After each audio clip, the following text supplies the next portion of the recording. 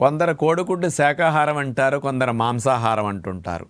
కోడిగుడ్డు శాకాహారం కాదంటానికి 4-5 కారణాలు ఉన్నాయి. మొట్టమొదటిది, శాకాహారం అయితే ఏ శాఖలకు కాసిని ఏ కొమ్మలకు కాసిని కోడిగుడ్లు కాదు కాబట్టి శాకాహారం కాదంటానికి ఇది.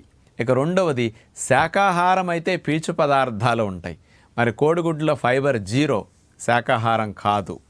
ఇక మూడవది, శాకాహారాల్లో కొలెస్ట్రాల్ ఉండదు, మరి కోడిగుడ్డు మాంసాహారం కాబట్టి అందులో కొలెస్ట్రాల్ 220 మిల్లీగ్రామ్స్ ఉంటుంది, కాబట్టి ఇది కూడా శాకాహారం కాదంటానికి ఆధారం. నాలుగవది, శాకాహారాలన్నింటిలో కార్బోహైడ్రేట్స్ ఉంటాయి, మాంసాహారాల్లో ఉండవు. కోడిగుడ్లో కార్బోహైడ్రేట్స్ 0, కాబట్టి ఇది కూడా శాకాహారం కాదంటానికి ఆధారం. ఐదవది, నాటుకోడిగుడ్డు పిల్ల అవుతుంది, ఫారం కోడిగుడ్డు పిల్ల అవ్వట్లేదు కాబట్టి ఇది శాకాహారం కాదంటారు. పిల్లైనా పిల్లగాపోయినా శాకాహారం కోడిగుడ్డు మాత్రం కాదు, మాంసాహారమే.